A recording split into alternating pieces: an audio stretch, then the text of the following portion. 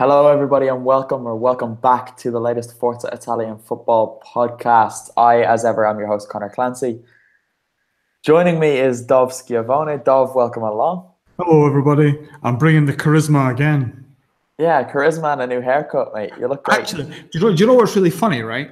I was on YouTube the other day, and I got a channel came up as recommendations. I was something about charisma, and I'm just I was like candid on charisma or something. I was like, this is ridiculous. Like Facebook or YouTube and Google are literally listening to conversations that we have.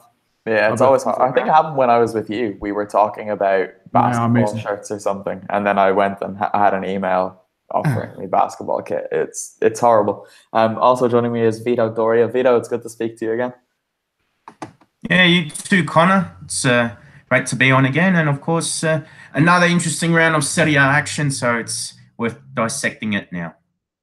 Yeah, another interesting round indeed, and one that we were over again this weekend. What were we at? 6 games of the 9 to be played so far? Oh, no, only 5, Connor. Calm down. You're getting ahead of yourself. No, I was at 2. You were at 2. Oh, no. I forget about Chievo Torino because it was so crap. Right, let's start with Chievo Torino, Dov. Really.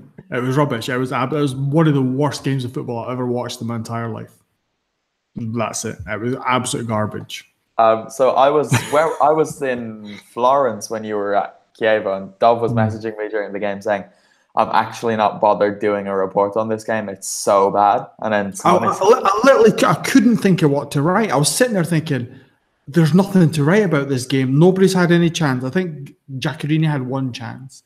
Then I had like a half speculative chance in the first half. And then in the second half, it was the same until like about an hour in, where Sorrentino made a couple of saves. And then that was literally all that happened until the goal. It was honestly the worst advert for Serie A in the entire world. All right, well, let's not lead with that then, especially that was where there were so many good games that happened. You were Zaza scored. Zaza did score, yeah, it's good. We might talk about that later. No, let's move on, Conor Clancy. Yeah. We've said enough about this game. The other Turin club, you were in Turin last night, I think it was last night, and you saw Juventus beat Napoli in what you described as a training exercise. But Dov, Napoli went 1-0 up at the Juventus stadium. How could it have been a training exercise? It was a training exercise of how to come from a goal down and destroy the opposition. That's how it was a training exercise. It's funny, like speaking to people after the game, the kind of the overriding feeling was not that Napoli were kind of they did well, and if it didn't, Mario Rui didn't get sent off. It was more a case of Juventus are their own worst enemy. Juventus were crap in the first 50 minutes, and as soon as Juventus sorted themselves out, they just played much better football, and Napoli did not have an answer for it. When you look at kind of the game with Sarri, kind of one of the things that's kind of pointed out is that when Juventus Allegri was facing Sarri, he was kind of more trying to stop Sarri playing rather than kind of Juventus going all swashbuckling and attacking. Whereas yesterday or on Saturday, Juventus played Napoli off the park when they wanted to. Some of the football Juventus played was fantastic, and Cristiano Ronaldo was amazing. And that's the reason why they bought him. For not Serie A, but for big games, for him to step up. And he was so good. Obviously, the 3 assists, he probably could have had. He was unlucky to get a couple of goals as well. But after the first 50 minutes, Napoli just had no answer whatsoever. Yeah, so Vito, what did you think when Napoli went 1-0 up? Because it's one of those weird things that whenever Juventus concede a goal, generally you think, oh no, now they're just going to come out and smash the team. But Napoli went there last year and won. I know the goal was a lot later in the game. Did you think that Napoli maybe should have done a better job holding out for their 1-0? I know there was a long way to go. Or where did it go wrong for them? It's a bit hard to pinpoint if there was 1 point or more than 1 point to say where it all went wrong. But I reckon more than anything was just about Juventus getting out of the shell. Juventus are that team that waits for the opposition to make moves, and Napoli taking an early lead perhaps played into Juventus's hands. It woke them up. They played with greater confidence. And as Dov said, Cristiano Ronaldo played a great game, providing those goals for his teammates, and Mario Mandzukic scored 2 goals. So instead of him being the workhorse or doing the gritty work up front, he's actually putting some goals away. So it's good for the Croatian international to do that. Well, that's the thing. It's weird you say that, Vito, because it was actually Mandzukic who was doing the donkey work for Cristiano Ronaldo. Ronaldo was kind of like most of the time standing about as the furthest man forward, and it would be Mandzukic. It would kind of go out to the left and help out in defense, but then it would also get himself back into those positions as well. Kind of get the ball to Ronaldo, and then he would kind of get himself into the box. And Ronaldo spent most of the time kicking about on the left-hand side. So it's like a weird dynamic they've got, that Ronaldo's like, I'm Ronaldo, I can't be bothered running about. You're Mandzukic, you run about for me, but then I'll help you score goals. And it's kind of a weird dynamic that they've got going on. Aaron Holland has come in the comments and asked, on a scale of 10 to 10, how likely is the Juventus invincible season? And this is something that I was thinking about last week as well. It's worrying, isn't it? The Scudetto's finished. It's done already. I know, but if they did it unbeaten, that would be... Who's going to beat them? Like realistically, they've probably got 3, maybe 4 games where there's a risk of that, and that's away to Napoli, Roma, Inter, and Milan. They'll win all their games at home, maybe Lazio as well. Like, they're very unlikely to lose at home. Like, I think they don't really lose at home. It's like a shock when they do. And if they go away and they can draw at those places, which they can easily do, then yeah, an unbeaten season. And they've done that recently as well. They've done that under Antonio Conte. So it's not something that's kind of completely unexpected. This Juve team are so far ahead of everybody else. They've got 2 teams there that could probably win the Scudetto. They've got 2 first 11s that could win the title. And we're in September and they've already won the bloody title already. It's horrible. It's horrible. Like, we thought last season the teams would get better, but they're not. They're getting worse, and Juve are getting even better. So, do you know what the worst thing about it this year is? I don't think I've seen Juventus play well once, except for when they beat Valencia in the Champions League. They don't need to play well. That's September. The way Allegri's always set up his teams is to play well in March, April, May, because he knows the team can play in third gear until then. They'll probably be around about the top of Serie A. They'll get to the latter stages of the Coppa Italia, and they'll get to the knockout stages of the Champions League. Pretty much guaranteed playing at 50, 60%. That's kind of a guaranteed thing. Then, when they get to March, April, May, when they need to win games and when they need to kind of be on top form to advance in the cup competitions and put a good run of games together. I think it was last season, they won 26 in a row or something like that in that period. So that's when we'll see how good Juventus are. And if you're looking at them, what they're doing just now, their first real test, they absolutely passed it with flying colours. 10 out of 10. Can we give Mandzukic some more credit? Because I know you share my feelings on this guy. He is absolutely amazing, and he gets the credit for doing the donkey work, as you said earlier, but he is such a good player as well. And that's something that is often overlooked, because he was with Atletico, where under Diego Simeone, obviously his role was to do that work, and he's just carried it with him to Juve. But he can score as well, and he can create chances. He's just the perfect player to have in your team. He is. Do you want some statistics? Hold on, I'll get my statistics up, because you really are taking Nick's place this week. Right, here's my statistic. That's the first time Mario Mandzukic has scored 4 goals in the first 7 Serie A games, and it's his second brace in Serie A as well. His last one was against Carpe in 2015. And that was the first time he scored against Napoli as well. There you go. There's some Mandzukic statistics. So Ronaldo is bringing the goals out of Mario Mandzukic. He'll do that. He'll do that at the start of the season, and then he'll be getting Mandzukic to be his Benzema and just make all of the space for him. Yeah, when they get to the Champions League semi-finals, Ronaldo will be like, "Hey, Mario, I'm scoring the goals now. You've done your wee bit. It's my turn." But you know, Mandzukic won't care in the slightest. They'll be like, "Oh, we'll still win though. Yeah, perfect. I'll do that. No problem." Vito, let's go to Rome, because Roma won their first game, I think, since the opening day of the season. And it was only their biggest game of the season, because they beat Lazio 3-1. How can a team go from losing to Bologna to beating an in-form Lazio team like this? midweek, they played Frosinone and won 4-0, and Di Francesco changed to a 4-2-3-1 formation. He used Pastore as the trequartista, and that worked. For this game, he had Pastore in the same role, then he came off injured. The main turning point was the introduction of Lorenzo Pellegrini, who probably played more further than he usually does, and he had his breakthrough game. He had a significant impact and was involved in all 3 goals. So this was a real icebreaker, and I think it was the ideal confidence booster because I feel that most of the time Pellegrini's been a bit inconsistent for Roma. So I was glad to see him make an impact like he did against Lazio. Yeah, well, I've been critical or skeptical of Pellegrini's impact on this Roma team, but you hit the nail on the head there. He was playing in a more advanced role, and maybe this is the position for him. But then that's the same as Brian Cristante. He needs to play in that advanced role. Have Roma got this problem that we've seen other teams have before, where they've got too many players who aren't suited to the system that Di Francesco plays, and they want to play in different positions? Do you think that could backfire on them as the season goes on?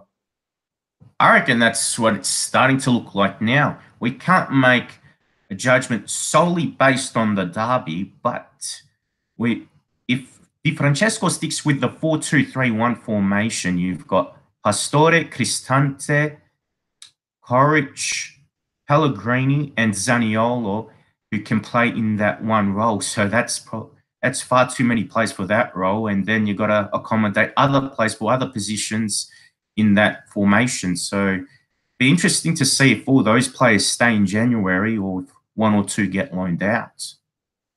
Yeah, definitely. Aaron Holland, obviously a Roma fan, has come in the comments saying Kings of Rome, Kings of Rome. And I just went to check the league table, and they are still behind Lazio. Sorry, Aaron. But only by 1 point, which you kind of forget, given Lazio's recent form, that they had quite a bad start to the season. But then when you look at the rest of the league table, Juve 7 from 7, 21 points. And then there's a huge drop straight away. It's hard not to look at the Serie A table and get depressed because, as Duff said earlier, it is just wrapped up. Vito, the battle for the top 4 then, where do you think Roma fall in this at the moment? I know it's early and a lot of things will still change, but they've got Lazio, Genoa, Sassuolo, Inter and Fiorentina ahead of them, as well as Napoli. So it's looking like Inter and Fiorentina could seriously challenge for that. Roma are probably the 4th best of those 4 teams then. On paper, I reckon they are, because there are some talented players in the squad. And if the last 2 Serie A fixtures are anything to go by, maybe that formation change was really what Roma need just to get the balance right and also to accommodate as many players as possible to fit into a suitable system. So hopefully this is the developer of the momentum that Roma needs, and hopefully gives Eusebio Di Francesco much needed job security. On the other side of that, then, I'll stick with you on this one. Lazio, is it just going to be a case of brushing this off and getting back on their feet, or could you see this eating away at them a little bit more? This will probably eat at them a little bit more, to be honest. From what I've seen of Lazio this season, they've really struggled in the big games, and those teams that are the threats or rivals for European spots, they've managed to get the better of them. Lazio have been doing well in the games against weak opposition, and they would be getting confidence boosters from those fixtures, but they need to be doing better against more established teams or teams with bigger reputations so they can really be a threat for Europe again, because they do look like a team that's not playing well collectively. It's like some players are playing well, but then a few others are just not as good as they were last season. You look at the... I disagree with him completely, because I think, right, Lazio, they've always kind of had a problem against the bigger teams. They'll maybe have a good result here and there, but if they do well against all the smaller teams, like they've been doing, then for me, they look the most likely team, bar Juve and Napoli, to be in the Champions League spots. I think apart from kind of those bigger games, they've been convincing against all the other teams, I think. And I think they're really underrated. And Simone Inzaghi is a brilliant coach. probably Is the that best. not what separates the Europa League sides from the Champions League sides? So that they need the odd result. They don't need to beat Juve every time or Napoli every time, but they need, I don't know, to beat them at home and try and hold them away. Yeah, possibly. And I think Lazio have got a good enough first team, and they've got a good enough kind of coach tactically that they can maybe get an away result. And it kind of depends on form and injuries and stuff like that. Because I think the problem with Lazio is their squad isn't big enough. So kind of when they're doing the Europa League and playing in midweek and stuff like that, things kind of don't really go the way they want. But if they're kind of doing one game a week, then Inzaghi can play his best 11 every week. I think they're one of the better teams in the league, definitely. And I think they look like when you've got that group kind of after Juve and Napoli, like Inter, Roma, Milan, Fiorentina, kind of all those teams, they look to be the best of the bunch. Well, they do have some challenging games coming up. They've got Fiorentina next, and then they've got Inter and Parma, who are doing okay, and they've done all right against the bigger teams as well. So the next 3 or 4 games could be Parma are rubbish. Parma, they'll beat Parma. We're not allowed to say that. We got in trouble for giving out or not talking about Parma. So we have to be nice about Parma this week. We'll see about that, right? Anyway. We do have to talk about them a little bit later because we haven't addressed them at all this season. Right. Where else were you? You were at. We've done your 2 games. Sassuolo Milan then. You were there? I was there, yeah. And it wasn't a very good game. There were 5 goals. 5 goals, mate. What are you talking about? There were 5 goals and some very, very good goals. Suso's first goal was amazing. Castillejo's goal was very good. Kessi's goal was well taken, but I was so disappointed in Sassuolo because for the first, 5 minutes, they came out and they went at Milan. They played the football we've seen them play this season. Federico Di Francesco was excellent on the left. He gave Ignazio Abate an absolutely horrid 5 minutes, but then that was it, basically. Milan then just had the ball. They weren't even being contested all that much, and Abate hit the crossbar. He just charged up the right and hit the bar. There wasn't really too much else going on. And then the opening goal, Sassuolo will be so disappointed because Kessie picks up the ball. It's a counter attack. He picks up the ball inside his own half and just runs for about 40 yards, completely unchallenged. He's got, I'm assuming it was Castillejo and Suso either side of him, against 2 Sassuolo centre-backs, and neither of them stepped forward. And you could kind of see for a while, okay, don't step forward yet, because otherwise you're dead. He'll slip a pass and it's done. But then they got to the box and they just kept backing off. So he just slotted it into the corner and it was simple. And then after that, Kevin Prince Boateng nearly set up Di Francesco. Abate made an amazing challenge. But so you're just saying it was just a game of kind of incidents? Did you not see anything different from Milan? Because obviously they'd drawn their last 3 games. And there was the crisis and talk about Gattuso possibly getting the sack and Milan looking at other people. And they scored 4 goals. Something. Yeah, but they were all... Higuain's a waste of money. There you go. No, they were definitely, for the first half, they were missing that focal point up top for sure. But you kind of summed it up there. It was a game of incidents. There was nothing all that new from Milan. The surprising thing was that Abate looked like a good player. It could be big for them that they were Suso's first goals in Serie A since February. And he wasn't that great. But then when he got his goal, you could see he had that newfound confidence. He ran over and gave Gattuso a big hug. And he kind of upped it a bit after that first goal. But no, honestly, Milan won. But I was more disappointed with Sassuolo than I was impressed with Milan. I would agree with that assessment, to be honest, because when I saw Sassuolo in possession, it was very predictable, and I thought that they were going sideways far too often. It's one thing to be patient in possession, but you've got to be direct or move the ball a bit quicker so you don't give the opposition time to set up in defence. And I thought that Manuel Locatelli in particular doesn't play enough vertical or diagonal balls to really generate more forward runs for Sassuolo. So from that aspect, I was a bit disappointed with the Nero Verdi. AC Milan, more than anything, like you said, relied more on moments. And the 4 goals were excellent goals. I'll give them that. And, well, as much as those goals were worth watching, yeah, in terms of the play, it wasn't like they really played much better. It's just that they managed to take their chances much better than what they've had in the previous 6 games. The thing is, Previous 5 games. they didn't even carve out these chances. Suso scored a wonder goal. Castillejo scored from outside the box. Cassie, it was opportunistic, and Suso scored effectively from a free kick. Milan didn't actually force Consigli to do all that much. It was weird. They had 4 shots, basically, and scored them. I don't know. I wasn't all that impressed. Abdul says he disagrees. He thought Milan were very impressive. I wonder if he is a Milan fan. Dov, he also asked a question that I know what your answer will be, but what does Dov feel about Suso? I believe he said that he didn't rate him. I'm on board with you on this. I don't think he's all that good. Aaron Holland says he's Coutinho light, who I also think is a little bit hit and miss. Dov.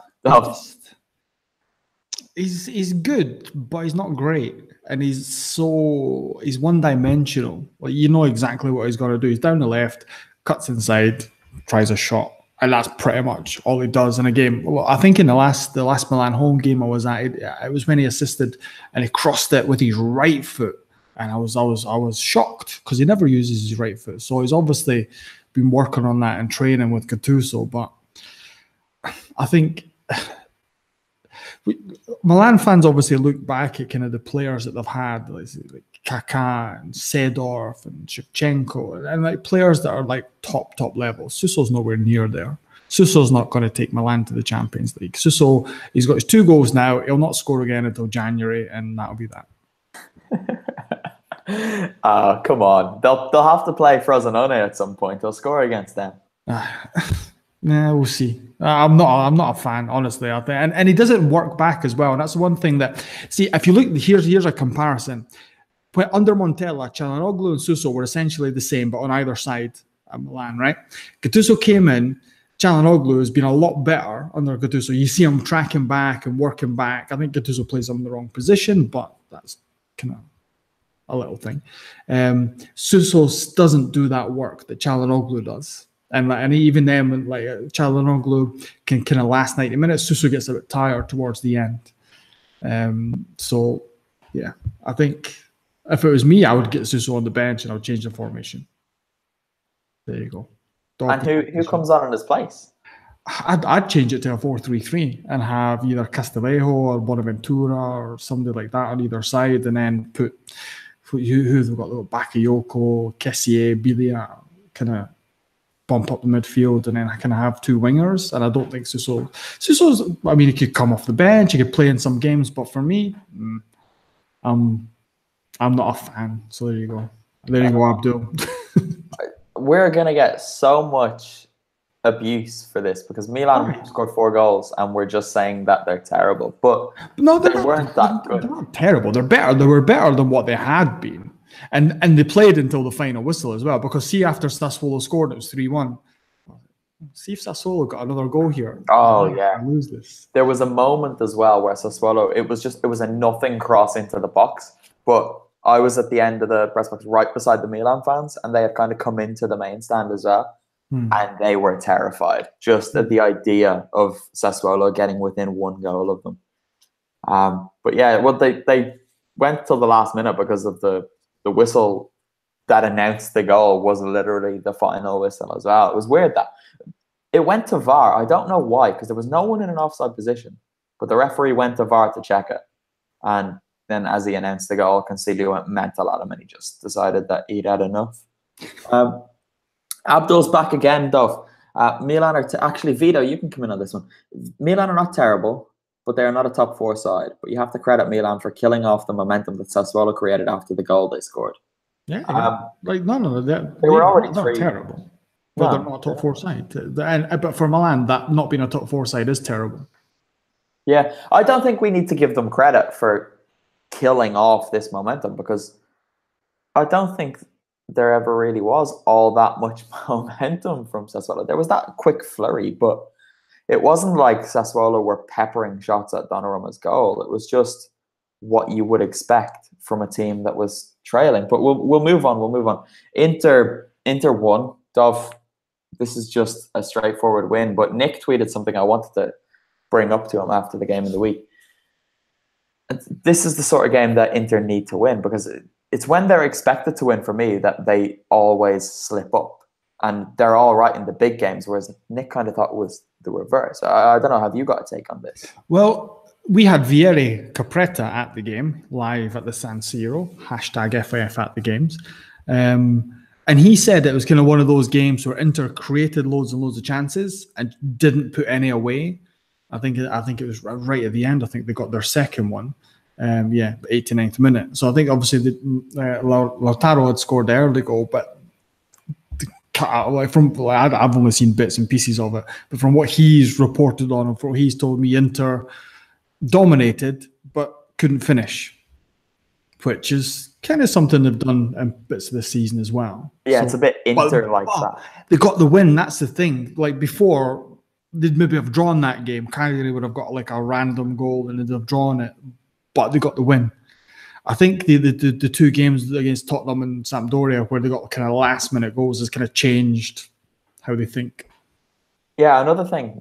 The thing that came out of this game for me was the fact that Lautaro scored with what was his first Serie A shot. Vito, is he the guy who can finally break their over-reliance on Mauro Icardi? I reckon he is, but it's just one game, so hopefully it's the ideal confidence boost, and they do need that option to Icardi as well. Another thing too is that Spalletti doesn't always play 4-2-3-1, so if he goes for 3-4-1-2 in another game, perhaps he can try Icardi and Martinez at the same time. But it'd be interesting to see how this team progresses when both players are fit and see how they can be accommodated. The other thing as well, Vito, he rotated, which he didn't do against, I think it was the game before Tottenham. I can't remember who they played, but he didn't rotate in that game. In this game, he rotated because they've got the Champions League on Wednesday, I'm going to say. And they won. And I think that's maybe a hurdle for Spalletti, where, it was against Parma before they played Spurs and they got beat. And he's rotated against Cagliari and he's won the game. And I think that's like a kind of almost a mental block for Spalletti, where he can now feel he can trust some of the fringe first-team players. Aaron Holland has just delivered absolute gold in the comments, Dom, and I'm sure you'll like this. I can't do accents, so I'm not going to do it. I'll be Nick today, guys. But guys, there are so many positives after these latest wins. Showing character and not falling off and winning late could mean so much going forward. Bring on the UCL. They'll probably get beat against PSV. They'll have beat Tottenham, then they'll go and get beat again in Holland. See, that's what I mean. That's Inter, isn't it? Yeah. They beat Spurs, the tough game, and then they go and mess up these perceived the easy one. Are we at any Champions League games this week, though? We are. Just on Tuesday, we've got Alistair is in Rome for Roma, Victoria Pilsen, and I'll be in Torino for Juventus, loving some young boys. You love Juve now, don't you? You're always there. It's Cristiano watch. What else? You've got to be first for every single Cristiano thing. Cristiano's first touch with his left foot, Cristiano's first header, Cristiano's first hat-trick, Cristiano's first goal in the Champions League, etc., etc. Yeah, true. Although he's not going to be playing on Wednesday, is he? Or did I get... No, he will be playing. That got rescinded, didn't No. Who were they playing this week? He won't play. No, this is the one he misses, isn't it? Yeah, this is one he misses, but he's back for the United game. Yeah, I remember. Too many things, Conor. There's too many games floating in my head. Too many things I can't remember everything. All of the games I've been to this season have already merged into one. All 13 of them. I can't remember anything that's happened in any individual. All right. What are we doing? All right. Yes, Vito. Fiorentina beat Atalanta 2-0. And the talking point to emerge from this was Federico Chiesa. We did have a comment. Just let me find it. Right. I don't necessarily agree with the strength of this comment at all. But Vito, I'll put it to you. Glenn Little writes in and asks, lads, if you have a moment, could you discuss Chiesa's terrible diving against both Inter and Atalanta? It's awful seeing one of Italy's top titans cheating consistently. Vito, take it away. Look, I must admit, I've only seen the highlights of the Inter-Fiorentina game, so I'll be honest, I don't think with that one, I don't think it was anything too serious to worry about. But what happened against Atalanta is concerning. I don't think a player like Federico Chiesa needs to resort to those type of tactics because he has the skill to beat a man anyway. And I think he should just back himself more often than not. I don't know. For me, right? For me, the issue here isn't Chiesa. Okay, players dive. Everyone dives. He made an absolute mess of this dive. My issue here is with the fact that the penalty stood because the referee goes. I don't know what the new VAR rules are this year, but the referee is listening to it. So someone watched that and decided that it was a penalty. They've kind of went to how it works in how it worked in the World Cup as opposed to last season with VAR. Last season it was like any kind of doubt over the decision, they would go and check it. Whereas this year it's more along the lines of if it's kind of a clear and obvious error, right? So that's when if the referee said to VAR, right, look guys, I've seen it totally clearly, he was fouled. And they're like, no, it looks like he threw himself. But if the referee said, no, I'm 100%, he was fouled, it's a penalty, the referee's decision stands. Right, but this is the thing, because there was a pause of about 2 minutes where the referee stood there with his hand on his ear. So he must have said, can you just have a look at that? No, he might not have said. They might have said to him. He doesn't necessarily need to ask for VAR, but they might have said to him, oh, well, that's a bit dodgy. Do you want us to look at it? Or... Yeah, this is one of those things, though, where I didn't see where the referee was, but I don't know how he could have made that decision because you could see when Chiesa went down, everyone just looked at each other and was saying, that is not a penalty. Someone beside me described it as an imaginary penalty. And we were at the right end, but we weren't all that close. We're probably, 50 yards away from it. But Alex says they didn't reverse the penalty because Chiesa is Italy's golden boy. Not so sure about that. Abdul, the fact that Chiesa protested so theatrically after the dive was more embarrassing for a player of his caliber. I thought Chiesa knew that it had been spotted that he dived because Toloi was going mental at him. And Chiesa was looking quite shy, just saying, oh, no, I don't know what you're talking about. But it was a dive. But the issue, I don't know. Dov, do you have a problem with players diving? I mean, people cheat. People handball if they can. A dive is the same as a foul. A dive is a foul. If you're caught doing it, you get a yellow card. I agree with that. I don't understand why fouling or why diving has been treated as the worst possible thing. Because I think it's because a foul is kind of something you do kind of. What's the word? You kind of do it and you don't think sometimes players do that. They foul him. They'll just go, right, I'm going to take him out. He's not going any further. Diving's the same as that. But you see it at corners, like players hold on to each other. That's cheating. Players who appeal for a throw-in that they know isn't theirs. That's cheating. I always go by the argument, like imagine Ireland, right? We'll go Ireland or Ireland or Australia. We're in the World Cup final, right?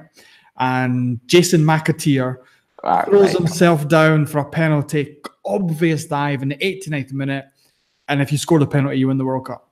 Nobody in the right mind is going to say, no, I want Jason McAteer to be a stand-up guy and stand up. And the same if Tim Cahill did it for Australia in the 89th minute. You want to win the World Cup. End of story. And I agree. People don't care how they win it. No, you do you push the limits. It's up to the referee to enforce these rules. There are rules there. Players will naturally try and bend and break them. As they do with every situation. They appeal for throw-ins, corners they know are not theirs. It's more or less the same thing. They're pretending there was contact, but there wasn't contact. Vito, did you want to jump in? You've unmuted your mic. I was just going to say that although I don't like diving in general, but this is one of the things about football. Fouls are one thing because you try to distract the play, but diving is done because players try to look for an unfair advantage, and it's up to the referees to properly hold the players to account.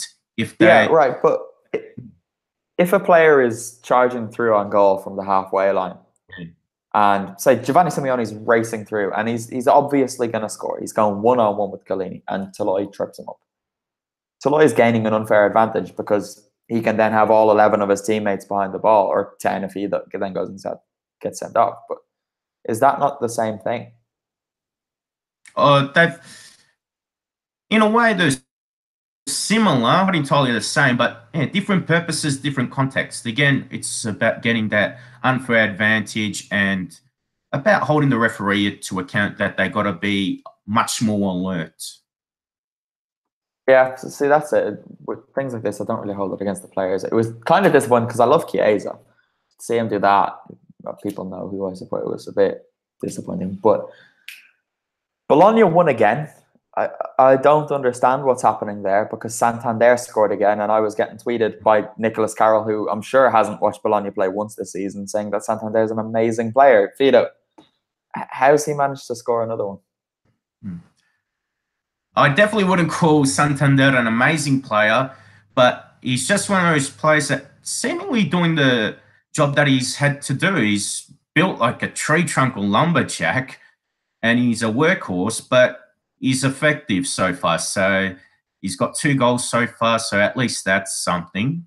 And if I can make a comment in general about this game, not just about Santander, what I saw, it was a game that Inzaghi's old-school Italian approach triumphed over Velasquez's Spanish tiki-taka. They had the possession, Udinese. They created chances, and the pool looked lively.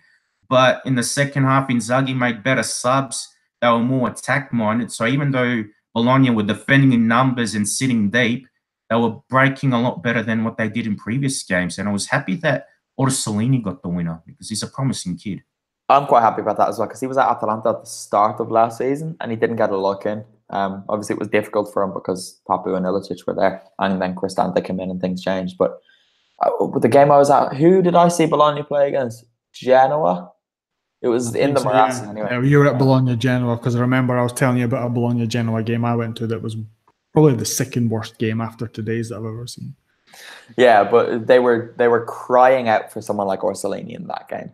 And this is a player who we've heard so much about. He hasn't quite done it in Serie A yet. He's not really been given enough chances to do it in Serie A yet. But yeah, I stand by what I said about Santander. He's useless.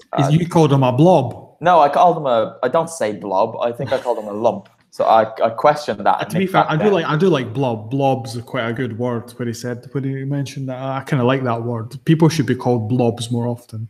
Dov, you like me have seen this lump or blob live this season. Am I being too harsh in calling him a lump? Or no, he was a blob against Inter, so I can go with blob. He's going to finish his Capocannoniere now just to... No, he won't. No, it's the safest thing we could say that he's not going to do that because he's terrible. Right, Vito, this is going to hurt you, but Krzysztof Piątek scored again, and then he did it again. He's scored in every single Serie A game this season. What has he got? 12 goals in 7 or in 8 matches this season. More than 7 in his 7 Serie A games. Anyway, he's unbelievable. And I know we keep talking about him, but he just keeps scoring. We can't overlook it. Vito, it must kill you to see a Polish boy doing well at Genoa. No, that's the thing. The fact that he's at Genoa, that's the annoying bit. And it's a phenomenal record that he's got so far. So 12 goals in all competitive games. And it would be surprising if he stays beyond January because he's in sensational form and he's really putting Genoa high up the table. I think Genoa is 6th at the moment. So, so far, they're really making a huge impact. And Genoa have only scored 11 goals in Serie A, and 8 have come from him. So, it's incredible. They're 6th, Vito, and they've got a game in hand as well. So, if they win the game in hand... against Milan. Yeah, depending on how many goals they win it by. And then that's possible against Milan. They could go 2nd. Imagine that. Genoa 2nd in the table. They could maybe put a wee challenge together and get that star above their crest, Vito. It sounds so 1920s. My grandparents were babies back then. In all seriousness, if we're going to be praising Piątek, Vito's statistic is worrying because they still have a 0 goal difference. And if you take his goals away, they've only scored 3. So you would imagine that he's not going to keep doing this. He can't keep doing this. He'll definitely get into double figures with ease for the season, but when the goals start to dry up, have Genoa got anything else? I quite like the boy Kwame as well, but I don't think he's going to be getting 15 goals a season. Vito, Well, they've got Parma next, so it'll smash goals against Parma at home. it'll just be him and Gervinho. I think they'll gradually take off one player each off either team and just let Piontek and Gervinho go at it. And then I think Gervinho wins because he can run really quick. So that's how that'll go. Right, guys, I think we've made it to the end. Have either of you got anything else you'd like to raise? A couple of things. I'm gonna take this full circle and go back to the top. I can't remember. Somebody said in the comments, Cheyenne Cheyenne. He said that the red card was Dybala's biggest contribution, and then Roberto Luongo said the referee screwed a second half Napoli response. That was on.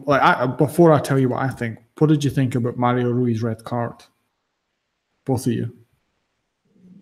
Vito, you can take this. It was his second yellow card, so I thought it was fair. I mean, I reckon both offences were yellow card offences. So what's done is done, and he gets sent off, and that means more chances for Sebastiano Luperto, which I'd like to see more of.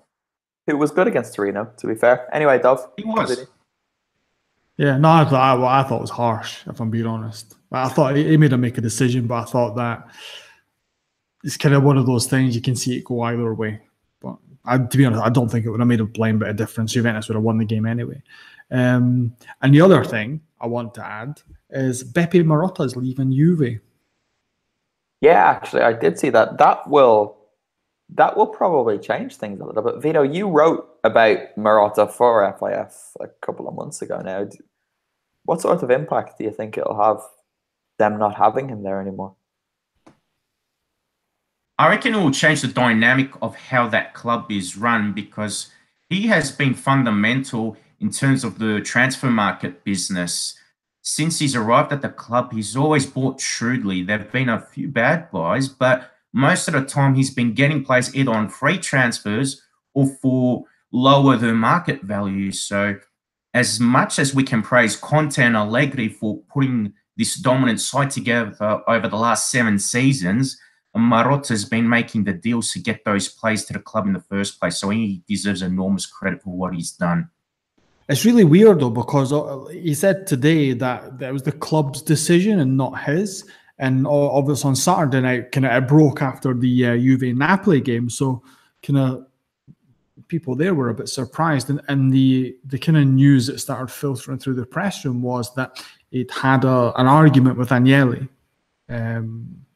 over there was nothing kind of in particular what it was about, but they'd had an argument, and Agnelli said, well, you do what I say or you leave, essentially.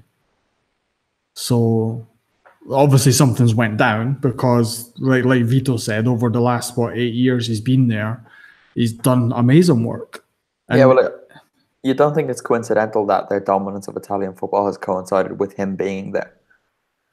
Well, they bought all the good young players, and then they don't do anything, and then nobody else can have them because they're Juve's. Yeah, so but this is and then they buy all the best players that are kicking about as well. They buy all their team's best players, their rivals' best players. So yeah, they're operating within the rules, and the Chelsea do it too. They stockpile these young players, not with any intentions of ever playing them, but they know if they put them through their youth academy, they can sell them on for a quick bit of money. And if they're allowed to do it, let them do it. I don't really like it, but it's not up to Juve to be moral about things, is it? They're just there to Juve and morals. That's a dangerous territory to go down.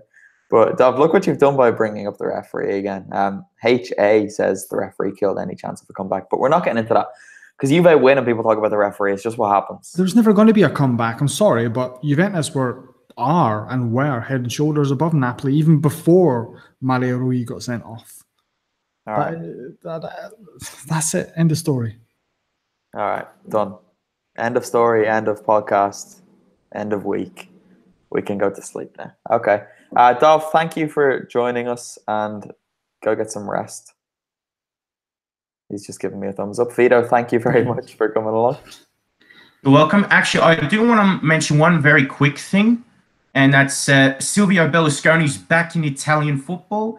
He has purchased Monza, and Adriano Galliani, his sidekick, is with him in Serie A. Yeah, So that's official now, isn't it? I think we mentioned it briefly the other week, but it's actually gone through. So Monza will be in Serie A.